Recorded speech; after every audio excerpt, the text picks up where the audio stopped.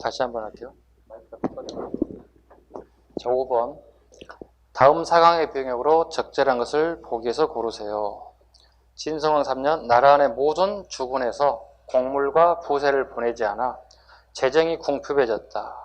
왕이 관리를 보내 독촉하니 곳곳에 도적이 벌떼처럼 일어났다. 애노 등이 사벌주들을 근거지로 반란을 일으켰다. 신라 하대 얘기하는 겁니다. 진성여왕입니다.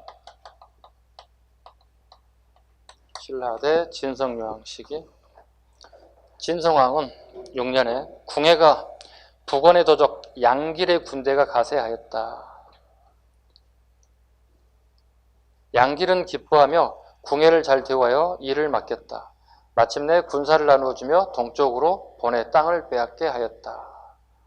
이 상황 배울 적절한 것을 보기에서 고르세요. 신라 하대 상황입니다. 자, 첫 번째. 국가의 도교 수용을 장려했다. 도교를 장려하신 분은요, 신라 관계없는 고구려 연개소문과 관련되어 있습니다. 고구려 연개소문과 관련되어 있습니다. 두 번째, 중앙의 지방 통제력이 약화됐다. 예, 맞습니다. 중앙이 지방에 대한 통제력이 굉장히 약화됐다. 예, 말 듣지 않죠? 예, 왕권이 약해지다 보니까. 니은 지문은 옳은 지문이에요. 신라하대 해당되는 내용이고요. 관료전 지급과 노급이 폐지되었다. 이건 신라 중대의 대표적인 신문왕에 관련된 부분입니다. 네, 신문왕 때 노급이 폐지되고 관료전이 지급되었다. 하대를 골라내놓으면 틀린 지문이 되겠죠. 니을번 진골 귀족의 왕위 쟁탈전이 치열하게 시작되었다. 네, 왕위 쟁탈전이죠. 아까 방금 모든 진골이 왕이 될 수 있다는 생각을 가진다는 얘기죠. 모든 진골이 왕이 될 수 있다. 나는 가능하다. 신라의 특징입니다. 모든 진골이. 그러다 보니까 신문왕 때 무슨 일이 벌어집니까? 장인어였던 김흠돌마저도 사이인 신문왕을 죽이고 왕에 차지하겠다고 중대도 나타났고 신라 하대도 마찬가지로 더 치열해집니다. 모든 진골들이 왕이 될 수 있다. 특히 여기는 이제 성씨들이 박씨, 김씨들이 치열하게 경쟁하는 시대가 됐다. 정답은 니은, 니을 4번을 선택점 고르시면 되겠어요. 됐죠? 한 페이지 넘기세요. 6번. 자, 미출군 항상에 대한 설명이다. 황상이라고 했습니다. 뭐 항상 하면 벌써 떠오르는 단어가 나와야 되겠죠? 황상. 누구예요? 아래 문왕 떠올려야 되겠죠? 황상이라는 단어가. 자, 공주는 대흥. 문왕의 시기의 연호가 뭐죠? 대흥이죠. 크게 흥했다는 거거든요. 크게 흥했다. 대흥이라는 연호를 사용했다. 자, 대흥 56년 여름 6월 9일 임진일에 사망하니 나이는 36세였다. 이에 시효를 정효공주라고 하였다. 이해 겨울 11월 28일 김효일에 염곡의 서쪽 언덕에 매장하였으니 이것은 A에 맞는 것이다. 황상은 조회를 피하고 크게 슬퍼하며 침소에 들어가지도 않고 음악도 중지시켰다. 뭐 딸 잃었던 슬픔을 갖다가 잘 표현해주고 있죠. 이 왕에 대한 설명으로 옳은 것을 고르세요. 당과 신라의 관계를 적대 유지하였다. 적대시 유지했다. 아까 이거 설명드렸죠. 초적, 후친 기억나시죠? 적대시하면 누구라고요? 대조연과 무왕시라고 했죠. 친은요? 문왕시라고 했죠. 이건 틀린 점이 돼야 되겠죠. 적대시는 아니죠. 친교가 가기 때문에 문왕은 틀린 점이 돼야 되겠죠.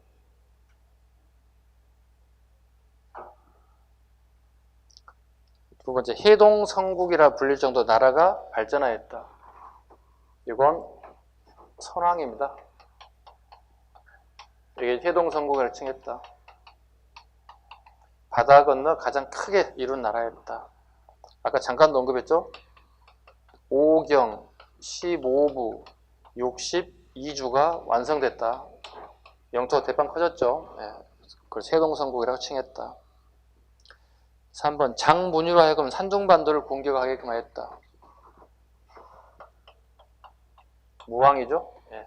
싸움꾼 냄새가 나신 무왕입니다. 자, 장문유 나왔죠. 네. 산둥반도를 공격해서 일정 기간 통치하게 됐다. 그리고 설치한 게 뭐라고요, 여기에? 발해관을 설치했다. 잘 봐야 돼. 발해관은 발해에 설치된 게 아니라 당나라의 산둥반도에 설치했다는 사실을 유념하셔야 돼요. 꽤 많은 사람들이 틀리는 부분이기도 해요. 산둥반도에 설치한 부분을 착각할 수도 있어요. 수도를 중경 현덕부에서 상경 영총부로 옮겼다. 아까 우리 문왕 수도에 관련된 분 됐잖아요. 문왕 수도 하면 될게요. 암기하라고 그랬죠. 중, 상, 동. 중경, 상경, 동경으로 이렇게 옮겼다고요. 어디에서요? 처음에 대종이 세웠던 무슨 산?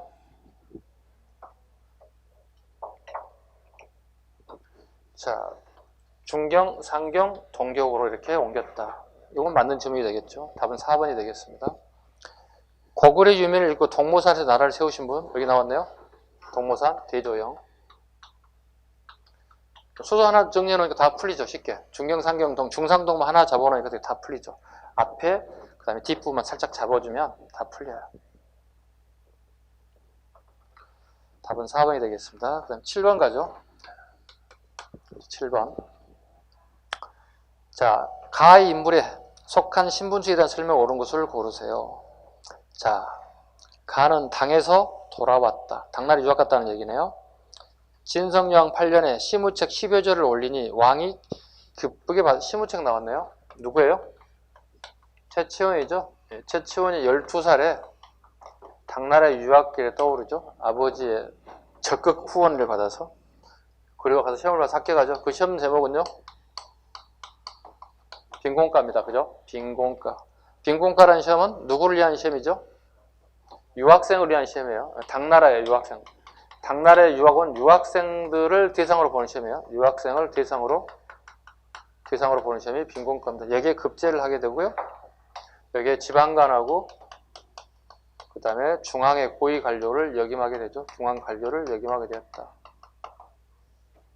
이때 진성여왕이 콜을 하죠. 그죠?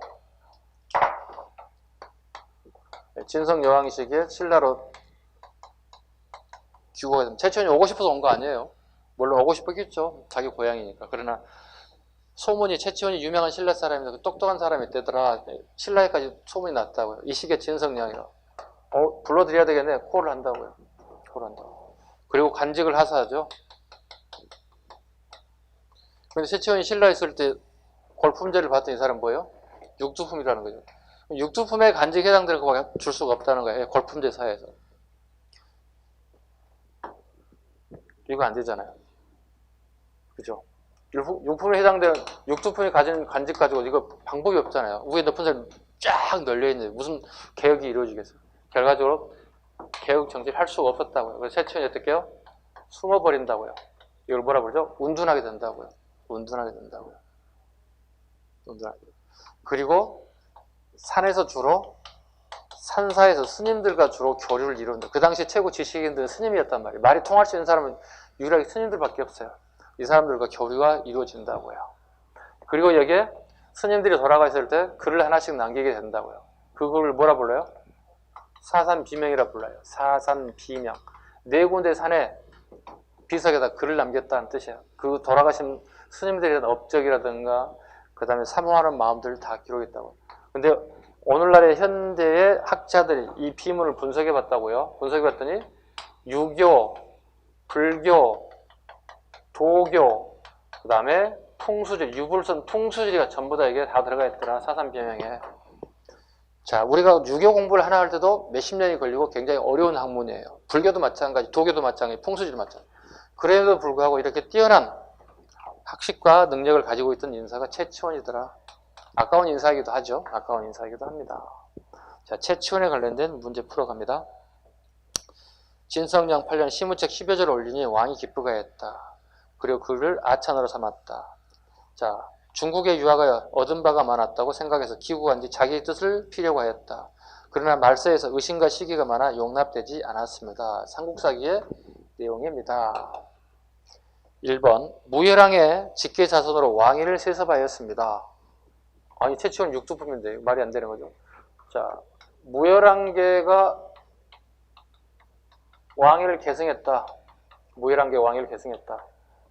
자, 무열왕대가 어디까지 계승하게 되겠습니까? 마지막 왕이었던 해공왕 때까지가 전부 다 무열왕 때입니다. 해공왕 때가 무열왕 때부터 해공왕 때까지가 무열왕계를 마찬가지죠. 두 번째 질문. 하백계의 장을 독점하여 왕권을 견제하였다. 하백계의 장으로 등장했던 시기에 이건 어느 시기로 봅니까? 하백의 장을 넘겨줘 버렸죠. 하백의 장을 뭐라고 그러죠? 상대등이라고 하죠. 어느 시기에 귀족들이 넘어갔어요? 왕의 임명권이 사라졌어요? 주고받았다고요. 테크. 기부엔 테크했다고. 불교를 공인해주고 상대등들을 가져갔다고. 누구예요? 법흥왕식이라고요. 법흥왕식. 불교를 공인하고 상대등을 귀족의 자리를 넘겼다. 기부엔 테크했다고요. 대하천 이상의 고위 간등을 찾아야 국정을 주도하였다. 이건 징골이에요. 징골이에요. 국정을 주도한 대하천 이상은 징골이에요. 주의 도독으로 임명돼 지방에 대한 지배권을 가는 주의 도독이라고 그랬잖아요. 도독은 지방관이에요. 도독이라는 명칭은 원성왕 이후부터 등장하는 지방관 명칭이에요. 원성왕 이후부터 도독이라는 명칭이 나와요. 자, 봐봐요. 지금 수업 시간에 방금 얘기해요. 징골이 차지할 수 있는 관직들이 딱 정해져 있죠. 육두분 절대로 할 수 없는 것들이죠. 지방관 첫 번째, 도독. 두 번째요.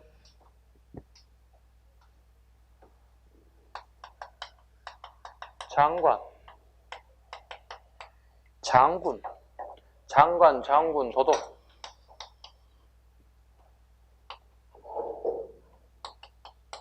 사신. 사신은 누구예요? 오경이 있죠, 오경. 통일이 되고 나서 오경이 있죠. 북원경, 중원경, 서원경, 금강경, 남원경. 오경의 장을 갖다가 우리 뭐라 불러요? 사신이라 한다고요? 또 누가 있어요? 집사부, 시중, 원래는 지금 대통령 비서실장이겠죠. 국가의 군국 업무를 담당하는 사람들이죠. 이 사람들은 이 직급들은 전부 다 징골이라고. 육두품들이 불가능하다고요. 네. 육두품은 이거 불가능한 겁니다. 육두품이 최고 높은 자리에 올라선 자리를 뭐라고 그랬죠? C랑이라고요. C중 밑에 있는 넘버 2가 이게 C랑이라. 이 정도까지밖에 최고 맥시멈 자리가 안 된다고요. 요 징골들이 다 차지하는 자리입니다. 요거 하나하나가 다 여러분들이 실력을 쌓아가는 기술들이다 보시면 되겠습니다. 5번. 신라 말에 골품제를 비판하여 새로운 정치 이념을 제시하였다. 네. 골품제 비판하고 새로운 정치 이념을 제시하기도 하고 또 과거제 실시 살짝 추가할까요? 과거제 실시를 주장하죠. 최채원 같은 육두품 당 유학파들은 대부분 과거제도 실시를 주장합니다. 왜? 본인들이 과거제도를 통해서 빈곤과 합격했던 사람들이기 때문에 그 좋은 제도를 신라도 도입하자고 주장하는 것들입니다. 추가로 적으시면 될 것 같아요. 답은 일단 5번입니다. 넘겨가겠습니다.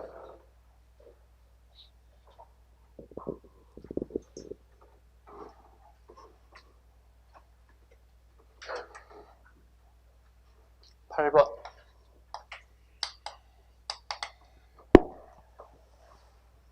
자, 8번 가요. 다음 기행문의 소재가 되는 불상을 골라주세요.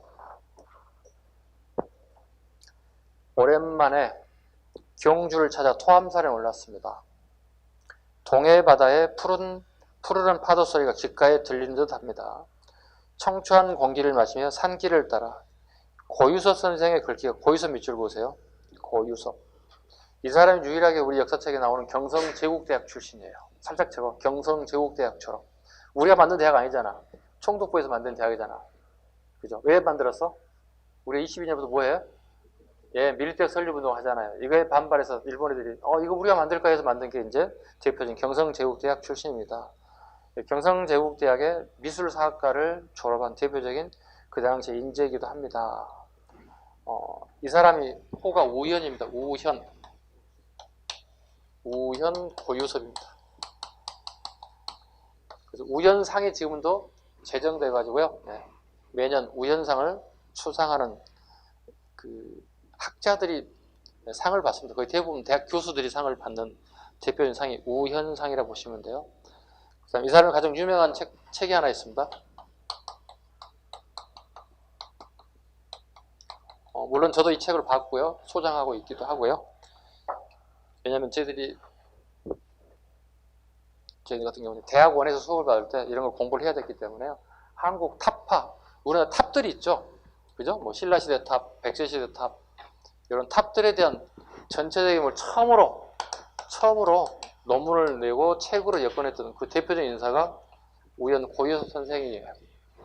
네, 대표적인 석학이기도 합니다. 우리 자 보겠습니다. 다시요. 고유섭 선생의 글귀가 새겨진 비석을 만났습니다. 우리는 무엇보다도 잊어서는 안 될 작품으로 경주의 불상을 갖고 있다. 영국인은 인도를 잃을지언정 셰익스피어를 갖다가 버리지 못하겠다고 합니다. 하지만 우리에게 무엇보다 귀중한 보물은 바로 이 불상입니다. 나는 지금 못합니다. 지급이 아니라 지금입니다. 나는 지금 이 불상을 만나러 갑니다. 가슴이 매우 뜁니다. 뭐겠어요? 뻔하잖아요. 경주 가서 볼 수 있는 불상이 뭐겠어요? 석굴암의 본전불이겠죠? 석굴암의 본전불을 찾으면 되겠죠? 보시죠. 첫 번째 지금 뭐죠? 1번. 1번은 서산 용현리 마의산전불이에요.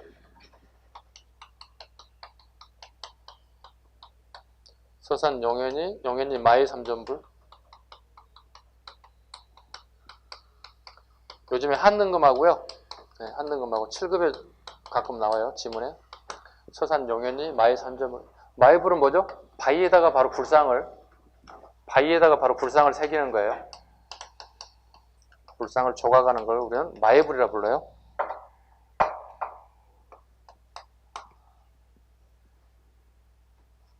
바위에 불상을 조각하는 것 마의불이라고 얘기합니다. 서산의 용현리의 마의삼전불.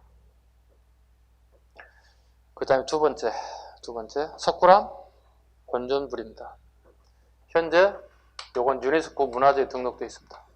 유네스코 문화재로 등록되어 있습니다. 여기 적으면 안 되는데. 유네스코에 등록되어 있습니다. 석굴암의 특징은요? 석굴암의 특징. 자, 비교합니다. 중국과가 달라고 그랬죠? 네. 중국은 토굴 안에다가 본전불을 모시는 거예요. 네. 토굴 안에다 본전불을 모시는 거예요. 우리 여긴요? 석굴암은요? 인공이라고요. 인공석굴이라고요. 우리는 인공석굴을 만들어버려서 중국과 차이점입니다. 이거 왜 만들었을까? 자, 이 당시에 중국인들이 토굴 안에다 본전불 모신 게 그 당시 최고의 이상적인 가치로 봤다는 거야. 이상적 가치로 봤다는 거야. 우리도 이거 하나 하고 싶어. 근데 이게 안 되겠어. 그래서 우리는 아예 그냥 이런 타원형으로 이렇게 만들어서 타원형으로 만들어서 여기에다가 불상을 안치하고 주변에 이렇게 보살들을 안치하는 방식으로 택했다고요. 이건 우리나라만 가지고 있는 거예요. 중국 애들은 거의 대부분이 인공이 아닌 자연적인 토굴에다가 바로 본전불을 모시는 방법을 택했어요. 이거 차이점입니다. 그 시대를 잘 반영하는 것 중에 하나가 석굴암이기도 합니다. 3번 가죠. 3번은요. 논산의 간쪽사 석조 미륵보살입니다. 논산의 간촉사 석조 미륵보살입니다. 자, 논산이라는 걸 꼭 유념하시기 바랍니다. 논산에 대한 의미를 살펴보셔야 됩니다. 누구 땅이었어요, 여기는? 후백제 견훤이 지배하던 지역이죠. 충청도 지역이니까. 미륵이네요. 자, 지금 현재 우리가 살고 있는 이 시대는 무불시대죠. 부처님이 안 계시잖아요. 부처님이 열반하셨잖아요. 근데 그분이 와주기를 우리가 기원하죠. 그죠? 그 기원이 54학년 뒤에 온대요. 54학년 뒤에 그분이 오신대요. 그 부인은 우리를 뭐라 부르죠? 미륵불이라고 얘기한다고요. 그분을 미륵불이 한다고. 그분이 와주기를 기원하는 의미에서 만든 게 뭐예요? 미륵보살이라고. 그럼 미륵보살 54학년에 온다는 얘기는 내가 지금 내가 처한 상황이 행복하지 않다는 거야. 영어로 적을게요. 언해피한 상황이라는. 미륵불이 나오면 그 시대를 물으면 항상 불행한 시대라고 보시면 돼요. 내가 불행하다. 자, 후백제인들이 멸망했잖아요. 왕건이 멸망했잖아요. 행복하겠어요? 행복하지 않겠죠. 고려인들은 행복할 수 있겠지만 후백제인들은 행복하지 않겠죠. 논산 간촉사에다가 석조 미륵 보살 입상을 만들었다고요. 이게 고려 초입니다. 고려 광종 시기에 논산 간촉사에 미륵 보살이 만들어지고 있습니다. 자, 봐요. 고려 초라고 그랬잖아요. 그죠? 잘 봐야 돼. 신라하대에서 고려 초로 넘어오는 시기에 불상의 소재가 달라진다고요. 불상의 소재가 어떤 특징을 가지고 있어요? 다양성을 가지고 있다고요. 무슨 의미를 가지고 있죠? 소재는 거의 대부분이 석굴암의 번전불처럼 아주 정형화되어 있는 것이 그 신라시대에도 지금까지 상식처럼 굳어져 있었어요. 그런데 신라하대 우리나라의 불교 종파 중에 교종이 아닌 뭐가 들어옵니까? 선종이 들어와요. 선종의 특징은 부처님의 모습을 보는 게 중요한 게 아니라 부처님의 마음을 내가 공부하는 거라고. 이게 선종이라고. 다시 한번. 교종은 뭐예요? 부처님이 말씀하신 글을, 즉 불경을 통해서 공부하는 게 뭐예요? 교종이라고요. 근데 부처님이 마음을 진심을 다 실었을 거라고 보장 못 한다는 거지. 그 부처님의 마음을 공부하는 게 뭐가 되는 거죠? 선종이에요. 선종이라는 것은 결과적으로 어떤 정형화된 형태를 꼭 필요치는 않는다는 거야. 아무렇지도 않아. 내 마음에 부처가 있으면 된다고 생각하는 거죠. 그러다 보니 꼭 돌로 이쁘게 이게 샘플인 것처럼 만들 필요는 없다는 얘기죠. 내 마음의 부처가 중요하다는 거죠. 그래서 소재가 다양성을 띠게 된다는 거예요. 자, 봐요.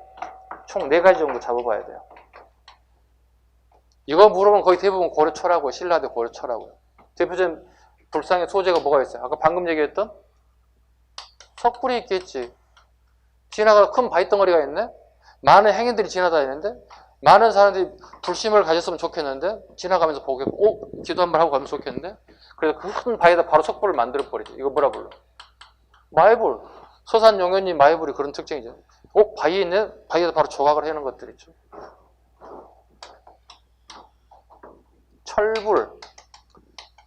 철불은 주석 틀을 만들어서 주석 붓기만 하면 어떻게 붕어빵 만들어지 톡톡 속 튀어나온다고.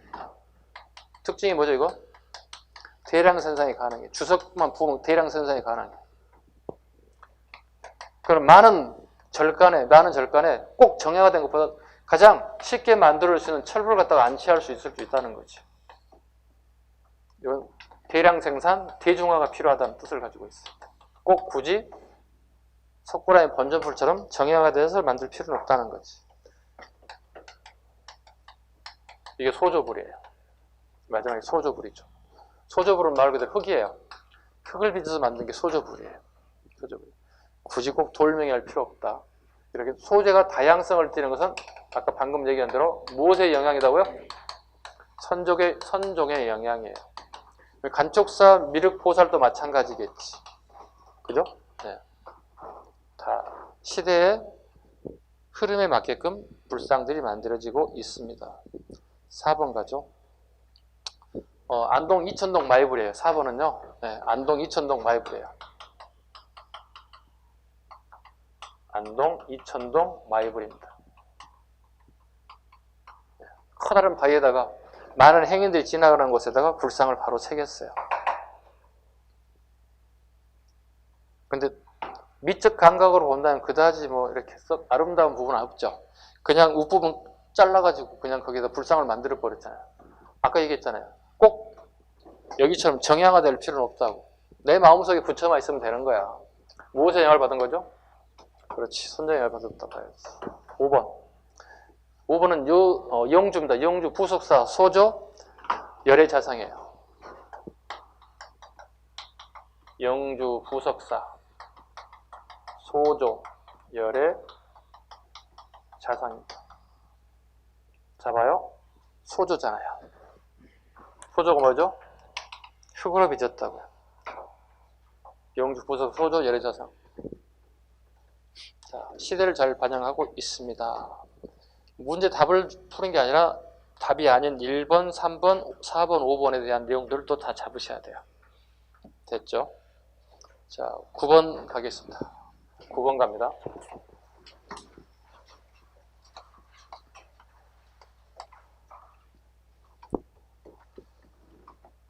여러분, 문화사가 제일 약하잖아요. 그죠? 네.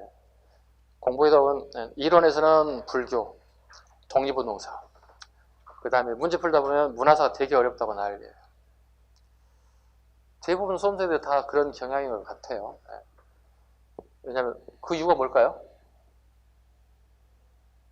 여러분이 국사 전공하지 않았을 뿐만 아니라 전공하지 않았다 소치더라도 답사를 안 다닌다는 거예요.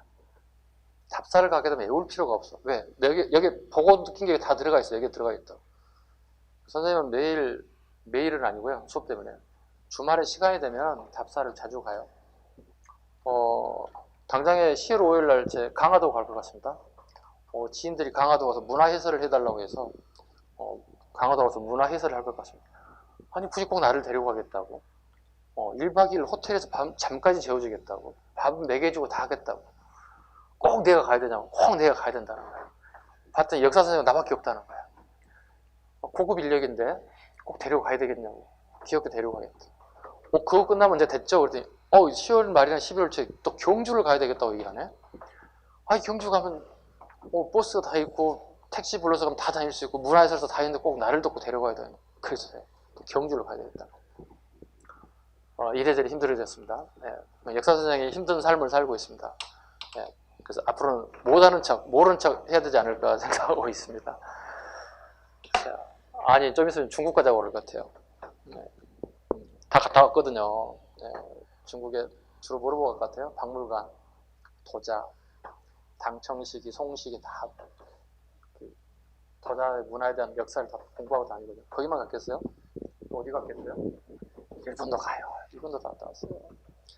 돈 많이 들어가요. 한 번씩 가는데 200만, 300만 원 깨져요. 네. 교통비 포함, 비행기 포함, 숙식 포함해서 2, 300만원씩 깨진다고. 내가 무슨 부잣집 아들도 아니고. 그죠? 자, 다시 가요. 주무시는 분들 위해서 지금 이렇게 살짝 이렇게 여담으로 말씀드린 거니까 잠 좀 깨시라고요. 9번 가겠습니다. 밑줄 건 그가 활동할 당시에 사실 옳은 것을 보기 위해서 고르세요. 그의 자는 고운이라고 그랬어요. 고운이란 말 단어에 그냥 문제가 나와야 돼요. 고운이란 단어에 바로 답이 나와야 돼요. 이거 채치원이에요.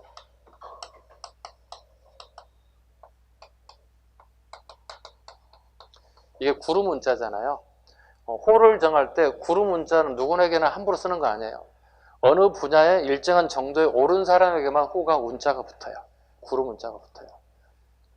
요 정도 우리 상식으로 알아두시면 돼요. 그럼 우리 책에 운자 들어가신 분은 이 사람밖에 없어요. 최치원밖에 없어요. 고운이에요. 높은 구름이 되겠잖아요. 지금. 자, 다시 가죠. 그의 자는 고운으로 신라 왕경 사량부 사람이다. 어려서부터 명민하여 학문을 좋아하였다. 12세 대전에 부친의 권유로 당의 유학을 떠났다. 18세 빈곤가에 급제하고 당의 관리로 근무하던 중 황소의 난이, 사람 이름이에요. 황소의 난이 일어나자 토황소 경문 밑줄 그어야 되겠죠. 황소의 날을 토벌하는 경문 전단지를 썼다는 거지. 명문의 글을 전단지를 썼습니다. 29세 때 고국으로 돌아와 태상군 태수를 역임하다가 국왕에게 시무책 10여조를 건의하였다. 이후 자신의 뜻을 제대로 펼치지 못하게 되자 관직을 그만두고 유랑생활을 하게 되면서 뛰어난 문장과 저수를 남기게 됐습니다. 채치원에 관련된 부분입니다. 자, 뛰어난 글은 아까 어디에 남아있다고 그랬죠? 사산 비명에 남아있다고요. 그 다음에 글도 남아있죠? 채치원의 대표적인 글들이 뭐가 있어요? 토황소 경문. 이게 어디에 들어가 있습니까, 지금 현재?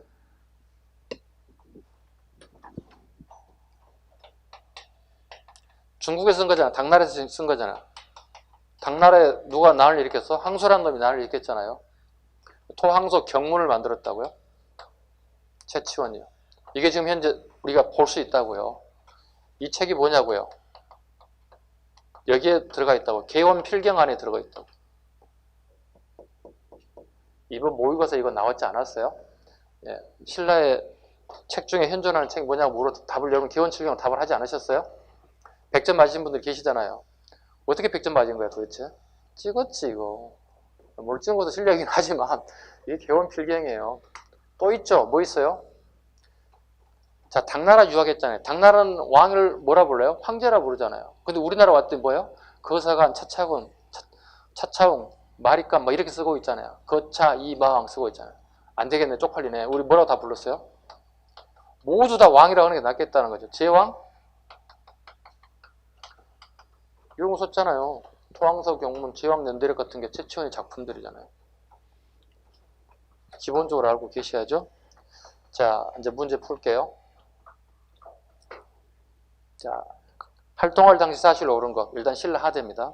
신라하대입니다. 무열왕의 직계 자손이 왕위를 세습했다. 아까 무열왕은 뭐예요? 중대라고요. 중대. 무열왕에부터 해공할 때까지 중대의 무열왕계입니다. 무열왕계 진골이 권력을 잡았다. 이렇게 얘기하죠. 중대는. 중대는 무열왕계 진골이 권력을 잡았다. 상대는 누가 잡았어요? 상대 어떤 사람들이 권력을 잡아요? 상대. 뇌물한계? 선골이 잡죠? 네. 김씨 얘기하는 거예요? 네. 김씨성을 가진 뇌물한계, 선골들이 권력을 지속적으로 계속, 한성이 계속 권력을 잡았다고요? 하대는 누가 잡아요? 다시 뇌물한계가 권력을 잡은다고요. 뇌물한계 권력을 잡아요. 근데 뇌물한계 선골에다 사라져 버렸죠. 뭐예요 그러면? 뇌물한계 진골이 권력을 잡은다고요. 뇌물한계 진골이 권력을. 하대가 되면 뇌물한계하고 누구하고도 충돌이 일어날까요? 무열한계하고도 충돌이 일어난다고요. 무열한계. 뇌물한계하고 무열한계들이 치열하게 권력 다툼이 일어난다고요. 그게 대표적인 사건이 뭐예요? 김원창의 난이라고요. 아버지가 아까 누구라고 그랬어요? 김주원이 왕이 됐으면 이 사람이 왕이 되는 거잖아요. 서로 김양상하고 김주원이 먼저 김양상이 왕이 되잖아요. 이게. 자, 네 왕 끝나고 나면 나에게 관직 왕의 자리를 달라고 얘기하잖아요. 근데 하필 상국유사의 기록에 의하면 김주원이 왕위를 물려받아요. 계승해요. 하백에서 결정이 된다고요. 그래서 하필 김주원이 저기 강원도 강릉 꼴짝에 하필 그때 가 있었는데 하필 요즘처럼 태풍이 3박 4일로 그냥 내리 때린 거야. 지금이야 3박 4일 기다렸다가 차 타고 KTX 타고 바로 내려가면 됐지만 지금 불가능하잖아요. 그 시기엔 불가능했을 거 아니에요. 하백에서 결정한다고요. 야, 이 자식은 왕이 될 운명이 아닌가 봐. 이거 자르고 새로운 왕으로 옹립하자. 그러니까 김주원이 왕이 되지 못한 거예요. 삼국유사 기록에 의하면요. 정사는 아직도 믿을 수는 없겠지만 그런 내용이 실려 있다고요. 어떤 피치 못할 사정들이 전개되고 있었다는 거예요. 어떤 암투가 벌어졌던 간에 또 그런 사실이 팩트가 될 수도 있긴 하지만 결과적으로 암투로 볼 수밖에 없는 거거든요. 사기로 본다면. 그런 결과적으로 김주원이 왕이 되지 못한 거잖아요. 그러다 보니 얘가 왕이 되지 못했잖아요. 이건 결과적으로 안에 들어가 보면 뇌물한계하고 무열한계 치열한 다툼이라는 거예요. 왜? 지는 무열한계거든. 무열한계가 다시 적장자로서 권력을 가져가고 싶어하는 욕심이 생겼을 거 아니에요. 치열하게 싸움이 벌일 수밖에 없다. 내부적으로는 그렇습니다. 두 번째, 호족들이 반독립적 세력으로 성장하였다. 네, 신라하대는 호족이 등장하고요. 지방의 유력 가문들이 권력을 잡기 시작했다. 이걸 호족이라고 그러죠. 원종과 애노의 난이 봉기가 일어났다. 네, 신라하대 가장 대표적인 특징 중에 하나가 밀란이죠. 네. 이렇게 외우라고 합니다. 제가 김장원의 난이다 이렇게 외우라고 그러죠. 신라의 대표적인 난 김장원의 난이다. 뭐예요 지금? 김씨 누구에 있어? 여기는요? 여기는요? 원종, 애노 추가하자면 농민들인 적고적의 난까지 이렇게 신라하대 가장 대표적인 김장원의 난이 나타나고 있습니다. 2번 지문은 맞는 거죠. 네, 호족들이 반독립 세력을 성장하였다. 원종과 애노의 난이 공개가 일어났다. 네 1번 의상이 하음 사상을 바탕으로 교단을 형성하였다. 불교가 갑자기 나오네요. 일단 니은, 디귿이 정답이 되고요. 네 1번의 의상도 봐야 되겠죠. 의상과 원효는 동시대 인물이에요. 동시대 인물이라고요. 통일 시기의 인물이라고요. 통일 진행되는 과정의 시기입니다. 누구에서 그러면? 통일이 완성된 인물이 누구죠? 네, 문무왕 시기 인물이라고요. 네. 중대 막 출발점. 네, 아버지로부터 막 권력을 물려받았던 문무왕 시기 대표적인 인물들이 그럼 결과적으로 상대 중대 하대로 따진다면 중대가 되겠죠. 네, 무열한 게 바로 밑에 문무왕이니까. 중대 시기 대표적인 인물이다. 불교가 아니기 때문에 불교 내용은 아직 안 하겠습니다. 네, 시대 구분만 살짝 하고 넘어가겠습니다. 답은 3번이 되겠습니다. 한 페이지 넘기시죠. 10번 갑니다. 자, 밑줄은 그에 대한 설명으로 옳은 것을 고르세요. 그는 우연히 광대가 춤출 때 쓰는 커다란 박을 얻었는데 이 박을 무예라고 이름 붙였고요. 노래를 지어 세상에 퍼뜨렸습니다. 이로 말미암아 가난하고 무지몽매한 무리들까지도 모두 부처의 이름을 알게 되었고 나미아비타불을 애우게 되었습니다.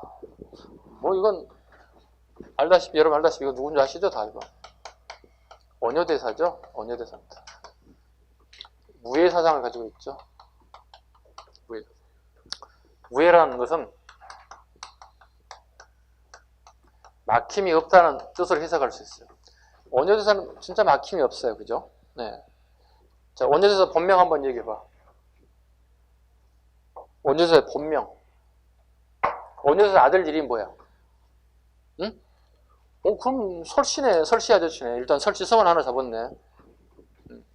원효가 자기 아들이 설총이니까 일단 이 사람 아저씨 본명은 출사하기 전에는 설씨네. 설씨 가문의 아저씨네. 이 사람이 공부를 어렸을 때 잘했나 봐요. 그래서 이 사람이 맨 서당에 살았나 봐. 이 사람 본명이 서당이에요. 공부를 되게 잘했나 봐요. 이걸 알아야 되냐고요? 알아야 됩니다. 헌덕왕 때 설서당비를 세워요. 누가요? 그의 후손이요. 그 설서당비를 세웠다는 얘기는 이 사람 물어본다면 원효대사님을 우리 직감해야 한다고요. 설시하면 이 사람 두 사람밖에 없잖아. 설청하고 설서당밖에 없잖아. 원효대사밖에 없잖아. 그죠? 연결하시라고요. 뚝딱뚝딱 외우지 마시고. 자, 설서당비를 갖다가 훗날 설중엽이라는 자기의 손자쯤 돼서 자기 할아버지의 비석을 세운다고요. 이때 비석의 주인공이 누구냐 물어본다면 원효대사를 우리가 빨리 직감하시라고요. 설씨라 아저씨는 딱 두 사람밖에 없으니까. 설총, 원효대사. 자, 봐봐요. 원효대사는 멀리 갖고 스님이 됐다고요. 이때 신라 중대라고요. 방금 얘기했던 문무왕식이라고요. 이 사람이 선택의 권한이 없어요. 무조건 이 종파는 교종밖에 없다고요. 교종밖에 없다고. 하대가 돼야 뭐가 들어오는 거죠? 선종이 들어오는 거예요. 이건 구경도 못하는 종파예요. 기본이에요. 원효대사 활동했던 시기는 선택의 여지가 없이 무조건 이 사람 뭐가 된다고요? 교종승려가 된다고요. 교종승려가 된다고요. 자, 원효대사 봅니다. 자, 교종 공부 열심히 해서 터득합니다. 어떻게 터득했습니까, 여러분? 유학 가려다 포기하잖아요. 그죠? 그게 뭐예요? 여러분 아시는 해골바가지에 물을 통해서 터득하잖아요. 내가 어제 저녁 새벽에 갈증이 나서 마셨던 물이 굉장히 내 갈증을 해결해 줬다고요. 아침에 일어나 봤더니 이 물이 어디에 담겨져 있다고요? 해골바지 물에 담겨짐을 알게 됐다고요. 우리 같으면 어떻게 해요? 맛있었네? 이렇게 얘기하는데 그분은 꽉 이렇게 있다고요. 저는 이미 토득한 사람이니까 해골바지 물 내가 먹었네? 그럴 수 있지. 대부분 맞죠, 우리는? 우리 남자들 그렇게 생각할 수 있죠? 남자들 이 정도 해야지. 여성분들이 이렇게 아우 더러워 뭐 이렇게 할 수 있겠지만 우리 남성들은 해골바지 묵을 먹어서 물맛 좋았네? 대부분 할 수 있잖아요.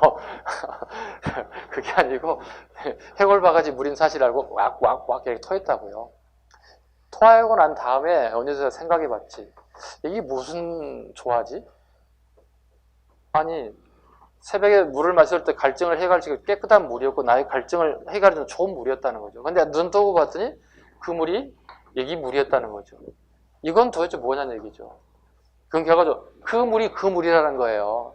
이 물은 변화가 없는 거예요. 변화가 있는 건 뭐죠? 네, 마음이 변화를 일으켰다는 사실을 알게 되잖아요.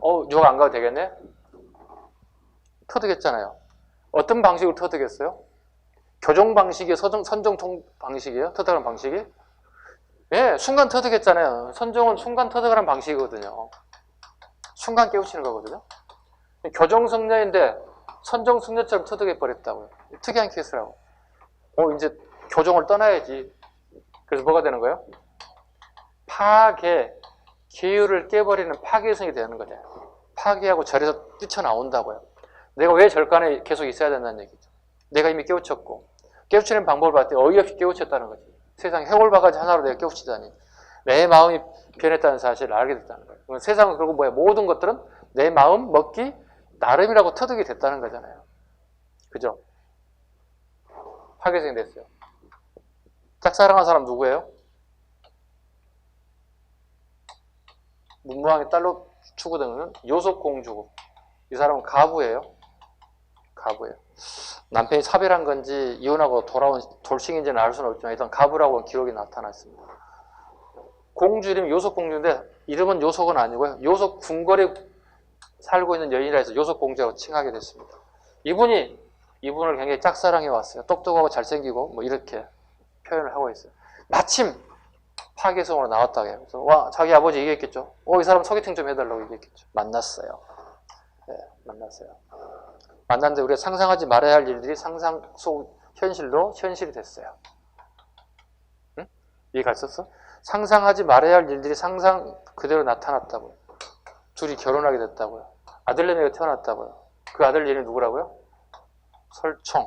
우리 뭐 이두를 만들었네, 하왕계를 만들었네, 뭐 유학자로서 최고봉을 차지했네. 설총에 대한 얘기들이 무수하게 많이 나오잖아요. 그리고 난 다음에 요속공주와 설총을 갖다가 버려버린다고요. 버리고 다시 이 원조에서 파괴성은 민들 향해, 우리 백성들 향해서 찾아가기 시작한다고요. 이 좋은 불교를 전파하고 싶다는 마음을 전한다고. 문제는 이 불경책을 읽을 수 없는 대부분의 문맹자들이라는 거예요. 방법을 연구해 봤겠죠? 그래서 어떻게 한 거예요? 나무아비 탑을 외치면 천국 갈 수 있고 다시 여기에서 좋은 세상에 환생할 수 있습니다. 이렇게 얘기하고 있다고. 이게 뭐예요? 정토정이라고요. 사후에 다시 천국에서 좋은 나라에 다시 환생한다는 거. 이게 정토정이에요. 뭘만 외치면? 나무아비 탑을만 외치면 천국 갈 수 있습니다. 여긴요, 우리가 지금 갈 수 있는 게 아니죠. 서방정토라고 그러죠. 서방정토 극락왕생이라는 단어를 끊임없이 쓰죠. 원효대사가. 서방정토. 서방은 우리가 지금 살 수 있는 게 아니죠. 죽어야 갈 수 있는 세상이라는 뜻이고요.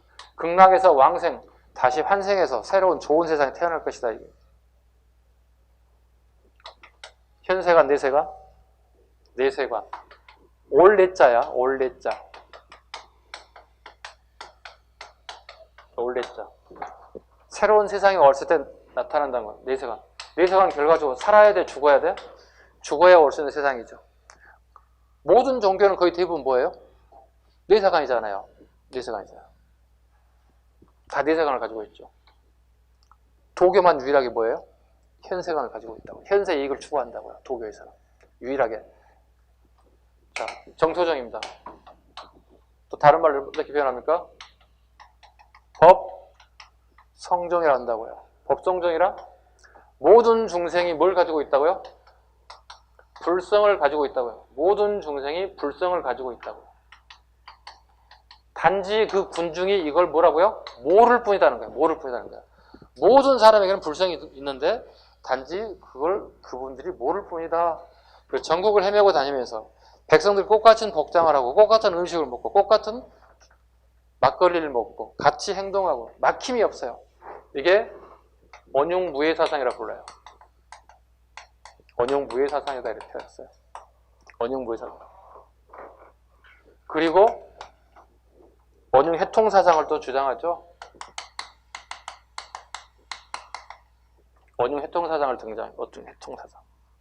원흉이란 말은 꼭 기억 잘 하셔야 돼. 원흉이라는 단어가 나오면 무조건 이렇게 잡으셔야 돼요. 잡아요.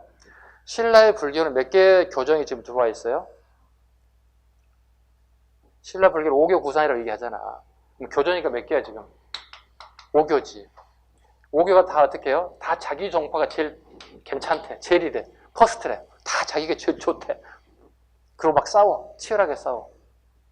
도대체 이 교정을 누가 만들어내는 거야? 5개를? 자, 부처님이 만들어서 부처님이 안 만들었어? 빨리 얘기해봐. 부처님이 안 만들었다. 이거 누가 만드는 거야? 자, 인도에서 어디로 건너가요? 중국으로 건너간다고. 중국의 유명한 스님들이 1, 2, 3, 4가 막 만들어졌다고. 이 자식들이 뭔가요? 다 자기 팔을 하나씩 만들어낸다고. 이게 뭐예요? 부처님이 이렇게 말씀하실 때 이 자식들이 어떻게 하는 거야? 나는 이렇게 해석해. A, B, C, D, E가 다 다른 해석 방법을 낸다고. 이걸 뭐라고 불러? 교정이라고 부른다고. 기독교도 똑같아. 감리교, 장로교 다 마찬가지. 예수님 말씀을 다 각자 다른 방식으로 해석한다고. 종교는 이런 똑같다고. 자, 5교가 만들어졌다고요. 서로 싸우지.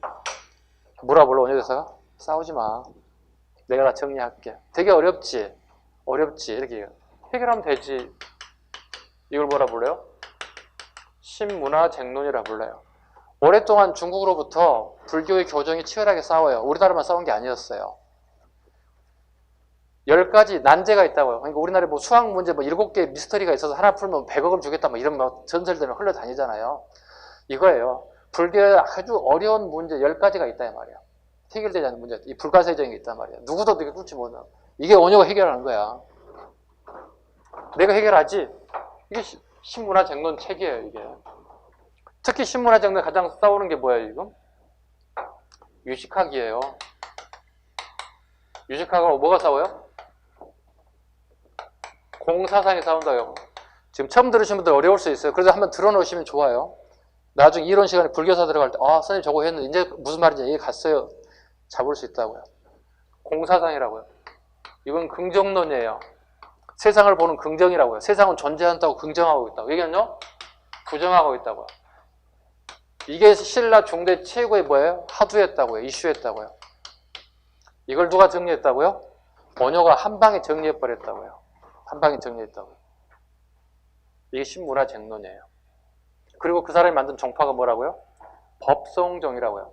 5교 중에 4개는 중국에 들어왔던 것들이에요. 대신에 법성정은 원효가 창건한 거예요. 그 정도는 알고 계셔야 돼요. 이게 불교에 대한 원효에 대해서 원효 하나만 해도 한 10시간 얘기할 것 같아요. 네. 신문화정론 하나 얘기하고 뭐 얘기하고 네. 다 얘기할 것 같아요. 이 내용은 우리가 대학원에서 원효대사 한 학기 내내 하는 수업 내용인데 제가 10분 안쪽으로 줄였습니다. 한 학기 내내 하는 내용이기도 해요. 원효대사 내용 관련된 거. 거기에 신문화쟁도 나오고 뭐 다 나온다고요. 되게 복잡한 내용인데 우리 공무원에 맞는 포맷으로만 짧게 설명을 드렸습니다. 왜? 원효대사 3번 이렇게 답을 넘어갈 수도 있어요. 그런데 처음 저를 접하신 분들 계시고 불교에 대해서 어려워하신 분들 계셔서 살짝 이가심으로 살짝만 이렇게 선생님 그게 이가심이에요? 되게 어려운데 이렇게 얘기하시는 분도 계실 수 있어요. 괜찮아요. 이게 하나 둘씩 모이게 되면 또 이론 시간에 이걸 또 다시 접목하게 되면 본인 거이 만들어지기 시작해요. 그리고 궁금하면 선생님한테 끊임없이 물어보세요. 여기 오픈데이 있으면 항상 들어서 질문하시고 제 전화번호 다 알려드렸잖아. 전화번호 모르는 사람도 있어? 손 들어봐. 없지. 다 있네. 전화번호 문자로 모르는 사람 있어요? 손 들어봐 빨리. 그래.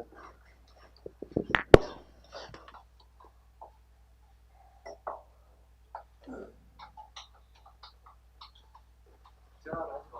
안 받으니까 다 도시도 없고. 다 수업 중에 일찍 다 수업이니까 전화 못 하면 문자번호 다. 갑자기 늦어질 수 있어. 12시 넘을 수도 있어. 선생님 다른 시간 한 2시까지 안 자고 있어요. 뭐 하냐고? 공부하고. 여러분 2시까지 공부하는 사람 손 들어봐. 2시까지 공부하는 사람 손 들어봐. 2시라뇨. 12시도 못 참아요. 선생님 이렇게 얘기하시면 대부분 많아요. 지금은 괜찮아요. 지금은 괜찮지만 내년 1월쯤 넘어가게 되면 여러분들은 잠을 최소한 5시간으로 줄이셔야 돼요. 내가 줄이지 말라 해도 여러분들이 그렇게 줄여질 거예요. 급박한 마음이 오기 때문에 불안해지기 때문에 여기 수업 끝나고 도서관에 공부하고 집에 가서 씻고 자야지. 물론 좋아요. 지금은 자도 괜찮아요. 1월 달쯤 넘어가게 되면 여러분이 자고 싶어도 잠이 안 와요. 왜? 앞에 시험이 나와 있기 때문에 잠이 올 수가 없어요. 그래서 5시간 정도로 시간을 한번 줄여보세요. 1시간 값 확 줄이면 힘들어져요. 10분, 20분 천천히 줄여보세요. 그게 1월 달부터 하면 안 돼요.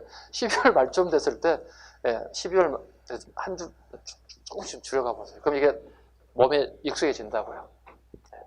됐죠? 자, 뭐가 이렇게 됐지? 원효대사.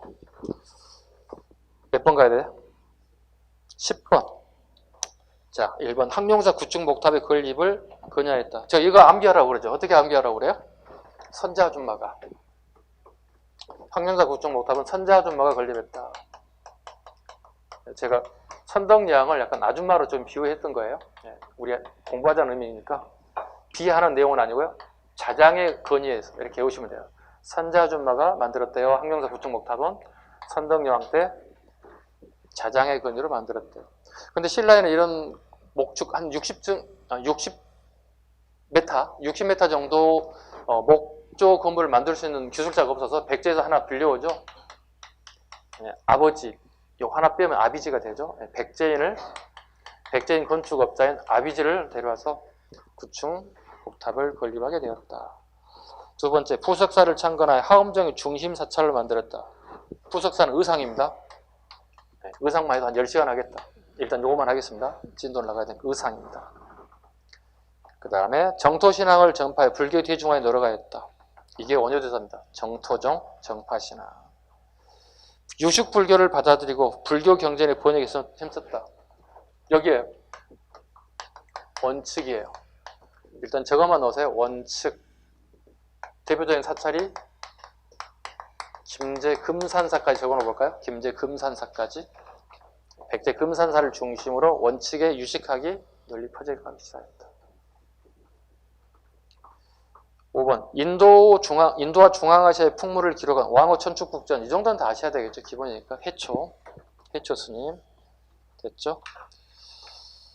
11번 가볼까요? 네, 11번 가겠습니다. 원효대사 시간 다 잡아먹었어. 11번 다음 편지가 작성된 시기에 볼 수 있던 모습으로 적절하지 않은 것. 이런 경우에 항상 볼 게 밑에 발췌를 꼭 보세요. 읽기 전에 본문을 읽기 전에 뭐라고 되어 있죠? 일본군 구법승 엔린이에요. 시험에 자주 나와요. 9세기 상황이에요. 일본 승려예요.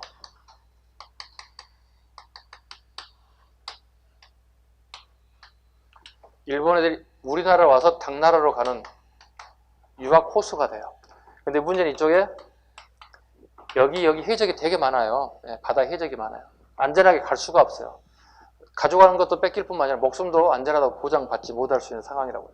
이때 장보고가 이걸 도와준다고요. 엔린이 이렇게 유학을 마치고 이렇게 안전하게 귀국길을 다 해준다고요. 그 결과 엔린이 편지글을 썼다고요. 장보고에게. 법화원에서도 신세를 굉장히 많이 졌습니다. 이게 법화원이 있죠, 당나라에. 장보고는 법화원에서 굉장히 신세를 많이 지게 됐고, 그 다음에 법화원에서 뿐만 아니라 더 나은 공부를 하게 추천서를 써주기도 하고요. 이 고마움의 글을 남긴 게 현재 남아있어요. 요 시기를 물어본다 무조건 장보고를 거의 물어보게 되는 거고요. 인물을 물어보면 장보고를 물어보고 시대를 물어본다면 신라 하대상을 끊임없이 물어보는 거예요. 엔린 꼭 잡으셔야 돼요. 읽어볼게요. 따사로운 봄이 한창입니다. 엎드려 바라옵건대 청해진에 계신 장보고 대사님의 심신에 복이 깃들길 비옵니다. 덕분에 부족한 이 사람은 대사님께서 세우신 적산 법화원 밑줄 산둥반도에 있어요. 법화원에 무사히 도착해 잘 머물고 있습니다. 감사하고 즐겁다는 말 이외에 달리 표현할 말이 없습니다. 일본 구법성 엔린 올린 이렇게 있어요. 9세기 상황입니다. 됐죠? 자, 옳지 않은 거, 적절하지 않은 겁니다. 귀국길에 문방구를 사가는 요해관리 그랬습니다. 요해관리. 요나라라고 그러잖아요. 요나라. 거란족들이잖아요. 이게 916년에 만들어져요. 10세기예요. 10세기에서 11세기 넘어가는 시기가 존재하고 있다고요. 그럼 시대로 본다면 이게 뭐야? 시대도 일단 맞지 않을 뿐만 아니라 지금 이 시기 모습과 일치하지도 않고요. 1번 지문이 틀렸습니다. 2번 사신을 따라 일본으로 건너가는 발해상인.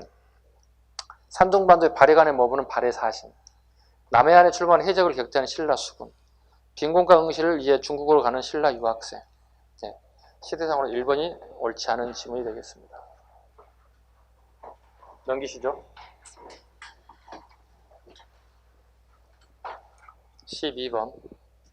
가와 나에 대한 설명으로 옳은 것을 고르세요. 자, 가문사 이야기입니다. 동해 바다의 용이 되겠다는 유언을 남긴 아버지 누구죠? 문무왕이죠. 문무왕의 뜻을 받들어 아들인 누가? 신문왕이 682년에 창건한 절입니다. 용이 된 아버지가 해류를 타고 출입할 수 있도록 금당 아래 통로, 즉 같은 말로 수로라고 적어놓고요. 별거 아니에요. 이렇게 물이 들고 나갈 수 있는 수로를 만들어놨어요. 왜? 영혼 육지로 올라올 수 없잖아요. 물에 살아야 되잖아요. 쑥 아버지 피곤하시면 올라오세요. 잠시 쉬어가세요. 그리고 필요하시면 다시 나가세요. 네, 요겁니다. 통로를 만들어 놓았다는 얘기가 전해지고 있습니다. 실제로 가서 봤는데 실제로 있습니다. 네, 실제로. 통로는 여러분과 요 사이에 이 정도보다 좀 더 좁은 통로가 이렇게 쭉 이렇게 나와 있습니다. 자, 옳은 거 골라볼게요. 가와 나에 대한. 자, 가. 문무왕입니다. 최초의 진골 출신 왕이다. 최초 진골 출신 왕은 태종무예랑 김춘추지. 틀렸지. 가. 간료전을 지급하고 너국을 폐지한 신분은 손자인 신문왕이지. 나.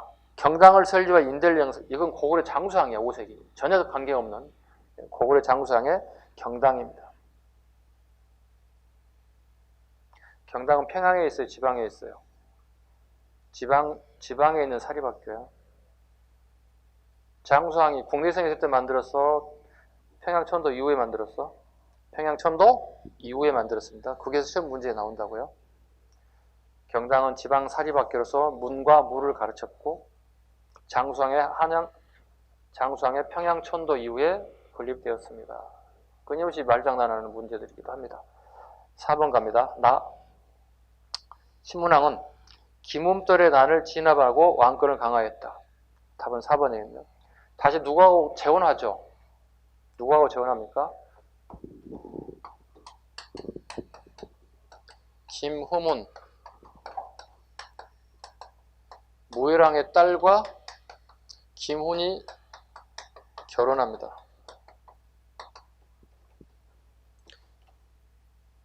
김후의 무예랑의 딸은 뭐가 되는 거예요? 본인으로 치면 고모가 되겠지. 고모와 김후문 사이에 태어난 딸이 있는데 여기에 다시 신문왕이 이렇게 결혼한다고. 신라 중대 무예랑계로 최초로 뭐가 되는 거죠? 종내원이 이루어진다고요? 종내원, 근친혼이라고요. 종내원이 이루어진다고요. 그러니까 중대 최초로 사촌끼리 결혼하는 종내원이 발생한다. 이게 신문왕이라고요. 네, 자기 장인어리 했던 김움떨이 반란을 일으켜서 몰아내고 자기 마누로 보내야지 어떻게 같이 살겠어. 그죠? 자기는 살고 싶어도 관리들이 가만히 안 놔두겠지. 어떻게 역적의 딸과 왕비로도 우리가 모실 수 있겠습니까? 난리가 났겠죠. 그래서 김움떨의 딸 왕비를 몰아내고 김후문의 딸과 결혼했는데 김후문이 누구냐면 무예랑의 딸과 결혼했다고. 그럼 신문왕의 뭐가 되는 거야? 고모가 되는 거지. 사촌 간에 결혼하는 상황이 됐다. 그래서 최초로 무예랑계 중에서 유일하게 최초로 종내혼이 이루어졌다.